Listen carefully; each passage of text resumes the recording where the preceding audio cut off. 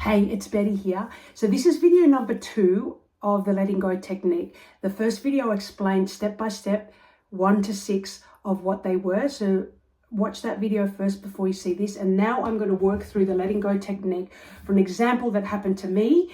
I dropped my son off at school. The teacher said, he's doing really well, but I've got a focus teacher coming in next week and I'm going to put Opie with her one-on-one so he can improve on his reading. And I'm like, great.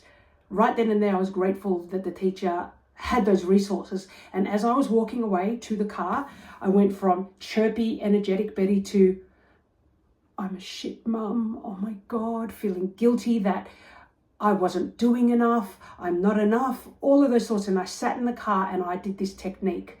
So what I'm going to do now is I'm just going to reenact it. I did shoot part of it. I might even share that. But I did talk through a lot of it, which doesn't help. But I am we'll go through that step by step, and I'll put the captions there of what I was feeling while I was going through the letting go technique, okay? All right, so I'm just going to take myself back to that, and I won't talk until the end, until it's done. And sometimes, you know, it takes you 5 minutes to do this. Sometimes it takes people 10 minutes.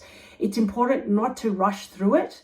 Okay, I do it all the time now that sometimes I do it in 1 minute. Okay, the feeling's not as deep because I release it and then I don't need to do it anymore for that particular trigger, or that trauma doesn't come up anymore. Okay, so just remember that consistency, once you're being consistent, results come through. Okay, I'm just going to go through it now and reenact back to when I had that happen to me.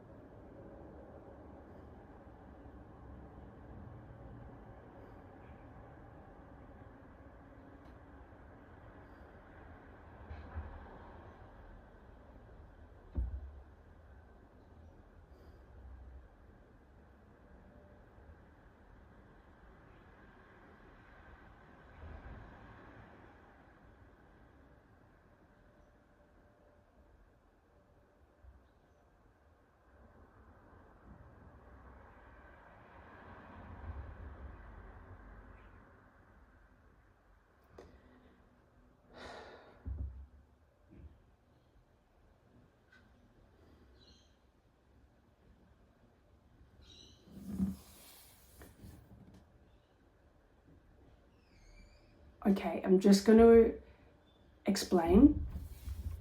When I was going through step number 2, allowing the feeling to be there, when this did happen, it actually took me back, and I thought about it then again, back to, I think I was in 2nd or 3rd grade, and I had show and tell, and I was telling the class about my holiday, and we went to Vision Valley, which is a camping thing, with my family. And I was so in joy. I was like, this, that, and oh my God, and we were by the pond and I threw a rock at the duck and it flew away, and like as a throwaway comment.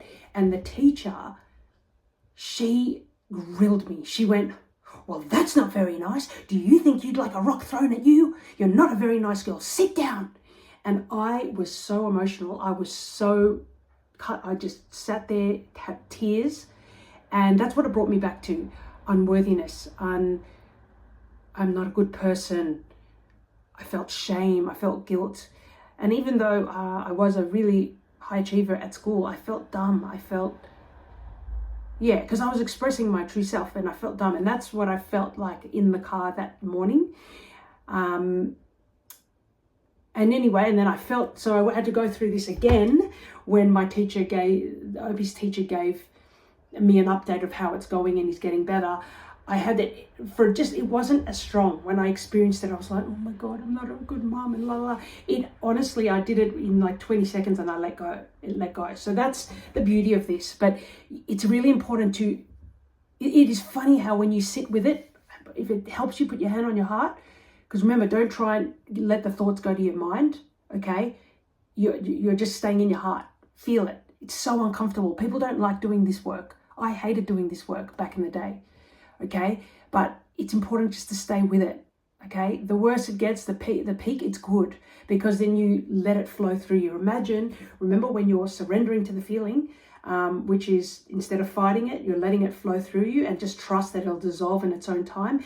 Imagine that you are a wave, okay, and then that ball of energy is sitting on top of you, and then you go crash because you've got all these negative thoughts, crash to the bottom, and it flows through you, and then whoosh, goes or dissolves. All right, it's so helpful. I love that visual. Anyway, I hope that really helps you.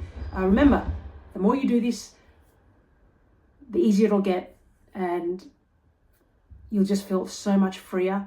Remember, you don't need to know exactly where the thoughts come from, or how, why, or if you don't have a connection back to your inner child, or whenever a trauma happened, it doesn't matter, as long as you're acknowledging the feeling and letting it arise. Okay, because it's just like, you know, when you put your head in the sand and ignore things, you can't do that. You can't live life like that. You're just operating on autopilot, and you might not be aware, but it affects so many areas of your life. All right, all the best. Peace, love, and light to you. Bye.